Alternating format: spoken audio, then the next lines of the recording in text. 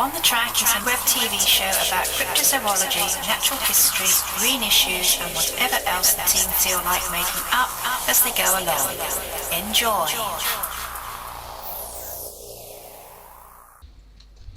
So, Rossiter, pal, so how's it going down in Brixton with your work in the youth outreach project there? Oh, Ken, it's going wonderful. I have been teaching them all about fireworks safety. Oh yes, and then what you been saying to them then?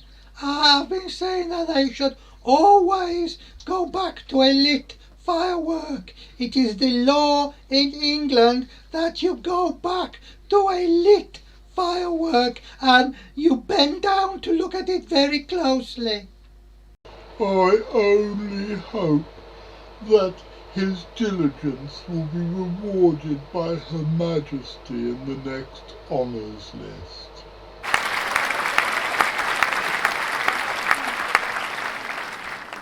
I really like the old credits.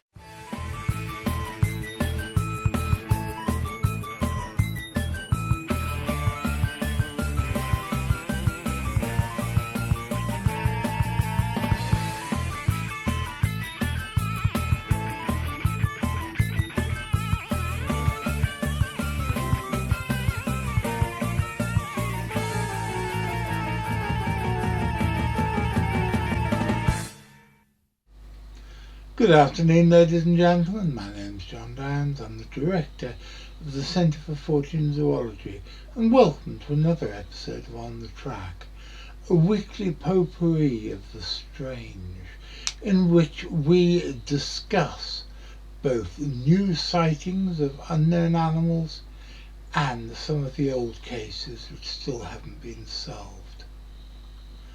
As regular viewers will know, a few weeks ago, Richard Freeman, that's him who looks a bit like Humpty Dumpty wrapped in a sleeping bag and looks half asleep in the corner of the screen, him there. I can never manage to work out how to get my fingers done properly on the camera. It always goes wrong, but that's Richard there.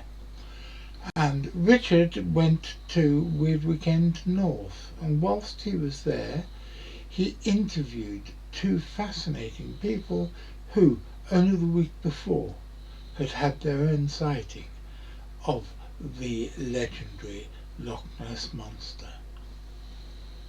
I'm Warren Speed. I'm a filmmaker and a rock music DJ. We've been filming a documentary that's coming out later in the year called Aliens at Loch Ness. We were up in Loch Ness last week doing research, and we were joking on the way up, imagine if we saw it.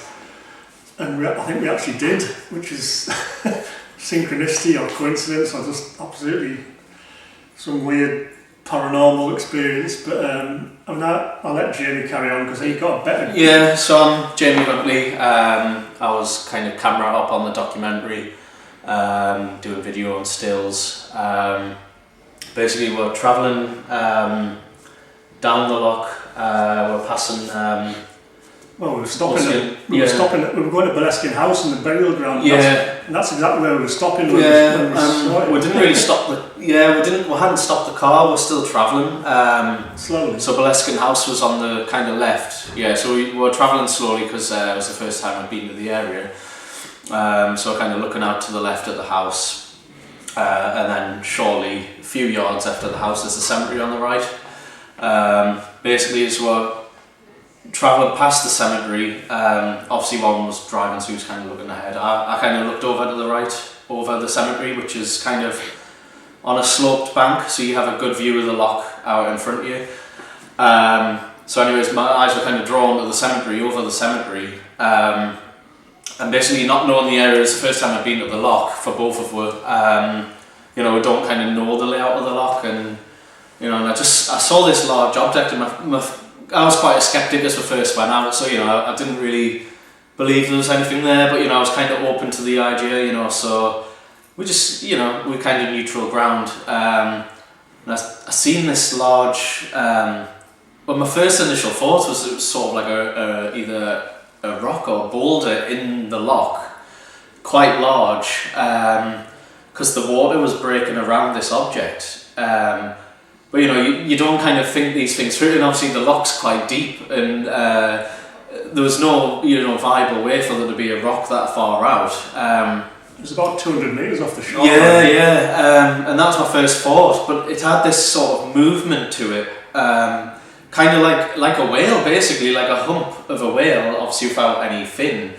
And it was kind of dark on the top, and it gradually got lighter to the bottom, and there was sort of dark patches on it, which is sort of why the initial thought was a rock, as if like, you know, sort of like shadows of, you know, parts of a rock, but it had this movement to it, and you know, my actual words were, "What the bleep's that?" You know, it's massive. And I said, and I think Warren called out the corner of his eye, and I said, "Stop the car!" You know. So as Warren put the brakes on, the tree line obscured the view of this sort of object that we'd seen. This, you know, so Warren quickly reversed, and I thought, you know, if we reverse and there's an upturned boat or there's a rock there, you know, we can debunk it essentially.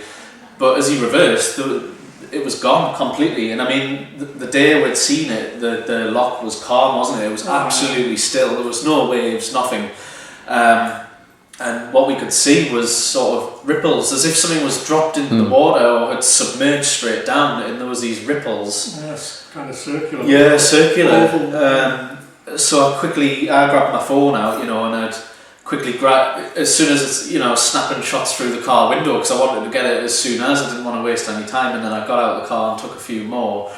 And it was just totally unexplainable, wasn't it, really? I mean, I was going through my head, being such a skeptic, I was thinking, you know, could it have been a boat? There was no boats in the area at all that day, and there was quite a few people around the loch that, you know, we talked to that know people, and, you know, they'd inquired with different boat. And yeah, we talked to Steve Feltham, you know, everyone will know, you know, lovely bloke, lived in a caravan for decades looking for Nessie, and he tried to debunk it as well, you know. Yeah. I'm sure he's sick of people's reporting signs, and he said he couldn't explain it either. There was no boats in the area when we saw it. The only boat that we'd seen was way further down the loch, and this was after, you know, 5 minutes of setting up gear, that this small speedboat started coming up the loch. And we got that on video as well, you know, and Steve had talked to the people that run that boat, and they'd said they hadn't been anywhere near the graveyard on, you know, at that specific time. But I mean, what we saw, because I saw the corner of my eye, and I thought it was an upturned boat or something. Obviously Jamie got a much better view, but I was expecting to reverse back and to see something, you know, something mundane. Yeah. How big would you say it was? It was very big. I would say, going off kind of a small speedboat size that I was kind of comparing it to, and when we went back the next day, I'd got a picture of a larger boat further out, a bit of further distance out, but going off that, I would say it was at least 10 to 15 foot long, and going off the kind of the height of the guys in the speedboat that were further out, if an average male height of maybe 5'10", 5'11", I would say it was at least 6 to 7 foot above the waterline. That's just the visible part of it. And it was about, I would say, you know, going from what I quickly glimpsed and what Jamie said as well, the broadness, it was about 7 foot, you know, so it wasn't an eel. No, I mean, so in cross section, it's something really big. Yeah, well, initially when I seen it just looked like a whale. Like seeing a whale, I haven't seen a whale in the wild myself with my own eyes, but, you know, off television, and, you know, when you see the footage, it kind of looked like that. And that's why it took us back so much, because, you know, middle of the day, you know, but there was only us there. I was just shocked at what I seen, and I tried to go through my head of what it could be, and I was thinking there's nothing that big. And if on the photographs that I took, when we went back the next day, and I did get a boat further out, even the wake off that is much smaller than what. Well, our wake was isolated. It was in and the it was just on that spot, yeah, as if something had either been dropped or just went down. And obviously, when we reversed, the wake was, you know, the ripples were exactly where we'd seen the object, you know. Well, I've seen a humpback whale, because there was one down at Slapton Bay in Devon a few years ago, and I watched it for hours, and you see them spout all the time. You see whales spout, and also with Loch Ness, there's no way an animal as big as a whale could get into Loch Ness. So it's not going to be a whale. The biggest thing that could get into it's probably a seal. And they can move across land, which whales can't. So that's very weird. Much bigger than a seal. It was really big. Even what I glimpsed was massive. And I gathered there were UFO sightings a few days before. Well, that's weird because we were going up on the Monday, and on the Friday it was Steve Felton, I think, who texted me a picture saying these lights have been seen in the sky, and it was like a kaleidoscope kind of looking light. And then I got another message on the Saturday saying there's 3 more of them in the sky as well, in the same kind of Drumnadrochit, Castle Urquhart kind of area, which quite a lot of people saw apparently. I've got some pictures of it, not very happy, the decent quality, you can tell definitely, I've never seen anything looking like that before. It seems to have happened that was, 3 days before our sighting of Nessie, so whether they're connected, any paranormal,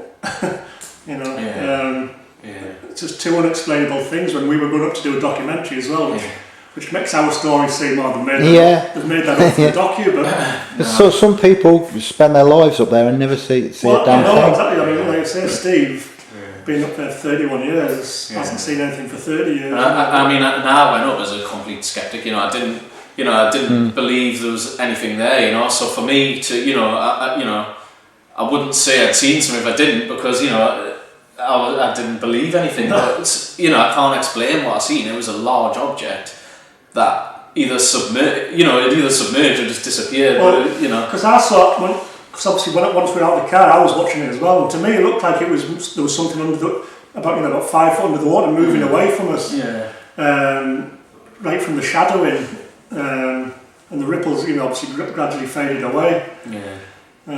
It's interesting you talk about darker spots on it, because that's something that's been reported before. Tim Dinsdale, famous Loch Ness Monster hunter, when he saw one, he said it had a patch on it, that there was different colours on it. It's like you get patches on a cow. Yeah, well, my initial thoughts was, like in fish skin, you get certain darker patches. Yeah. That was my initial, when I'd seen whatever it was, and then when I realised, that's kind of moving and the water's kind of moving around it.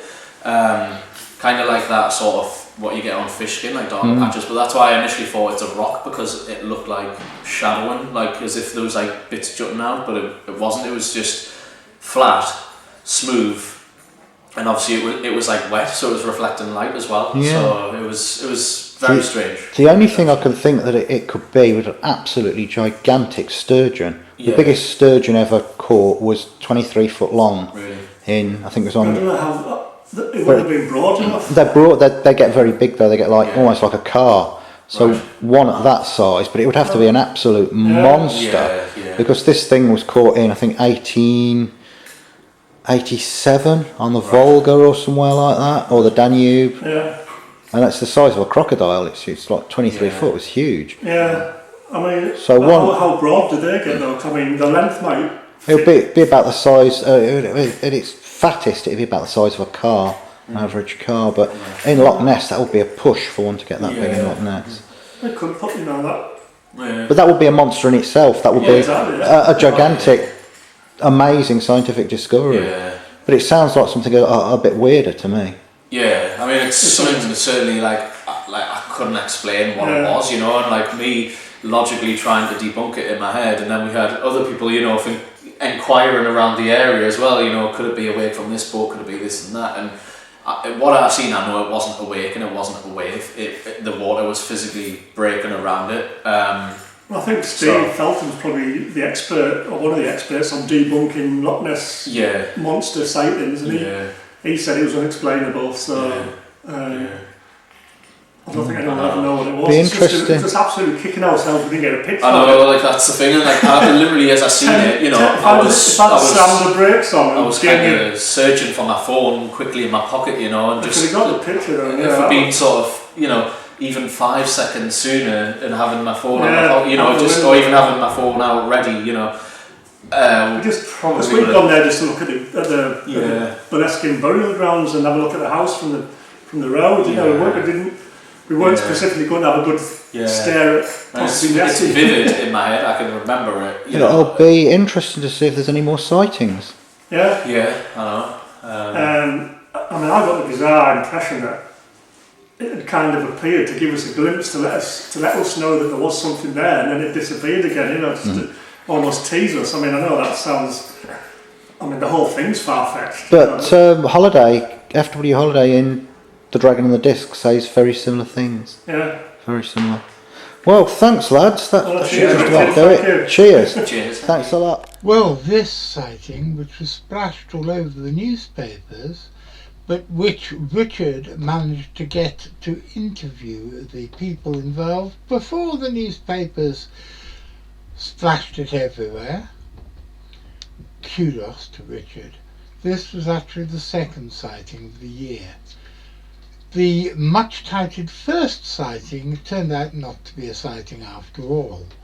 It was from, guess who? My old friend, your old friend, our old friend Owen O'Fadigan.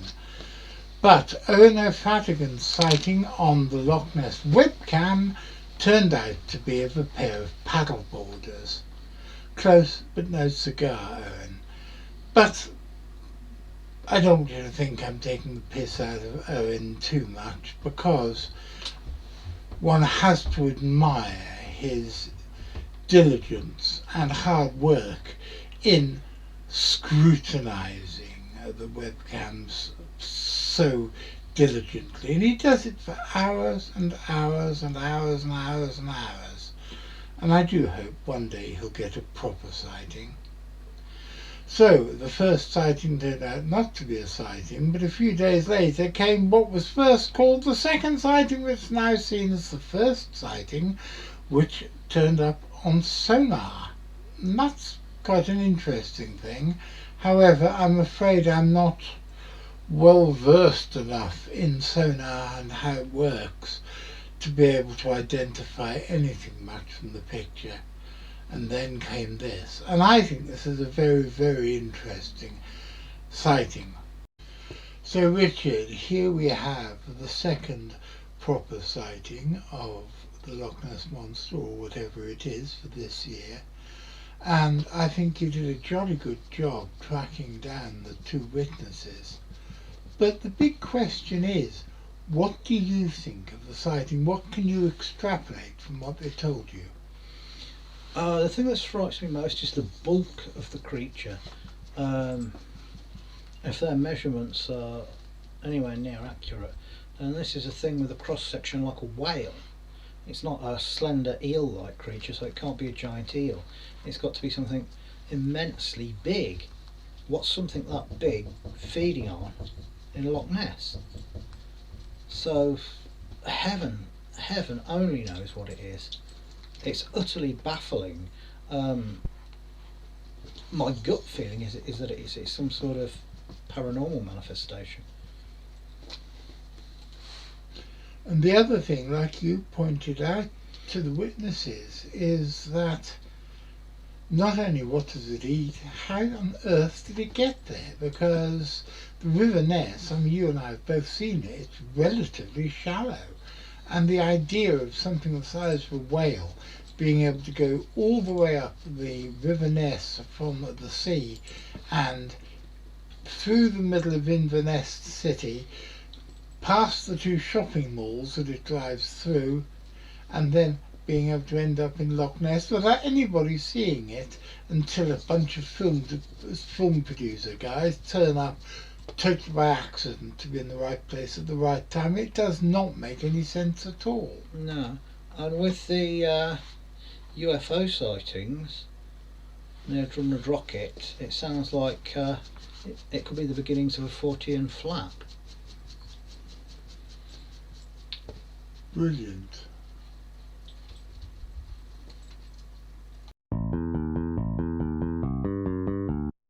If you want to support us and help us make more content like these, please press like, subscribe, follow our Facebook page and check out our Patreon.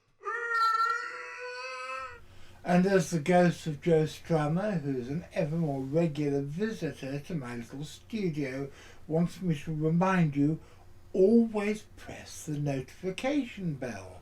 Otherwise you won't be told when there's a new show to watch. And that would be an awful pity, wouldn't it? And so, ladies and gentlemen, here we are at the end of another show. But before we go our separate ways into the shadowy darkness of the long night, you may remember some weeks ago I was talking about how I had been sent a Bigfoot t-shirt that I really wasn't expecting, and I don't know who sent it to me. And I made a half-assed attempt to get people to send me more t-shirts. And guess what happened? My old friend Davy Curtis from the frozen north, somewhere in County Durham, a place called Sea-on-Sea, sent me this Slarty Bartfast t-shirt, which will be familiar to anybody who's either read or seen anything appertaining to The Hitchhiker's Guide to the Galaxy. Thank you very much indeed, David. It's very, very sweet of you. And what else? Nothing else, really. This episode turned into a Loch Ness special without us actually planning it. I was going to have a second segment on something else, but there was so much interesting stuff that came out of the sighting, which Richard interviewed the guys about. What were their names again, Rich? Warren and Jamie. Warren and Jamie, and they were so convincing to me even, and I'm a big skeptic who doesn't want to believe anything. Even my bank account for the CFZ says trust no one. Truly, I actually managed to do that. Trust says CFZ trust #1, which I thought was massively funny and nobody else ever picked up on. But I thought that that interview was so interesting that we really should go the whole hog. So, you had a Loch Ness special when you weren't expecting it. And Ian Squibb, who's a friend of the show, has gone up to Loch Ness this week, and he is going to be doing some investigations into the sites where some of the classic photographs were taken from, and he's going to be on the show very soon as well. So it seems that whatever we do, Loch Ness chases us around like a bad smell. I want to say a big thank you to everybody involved in this episode, particularly Richard, because Richard did nearly all the work. And, well, yeah, Richard. So thank you very much, Richard. Say goodbye to the boys and girls, Richie. And I'll be back on Wednesday. I'm not sure what it's about yet. I think it might be about a giant root vegetable in New Zealand, but I'm not sure. And I'll be back in a week's time on Saturday. And I have no idea what that's going to be about because I haven't edited or even filmed it yet.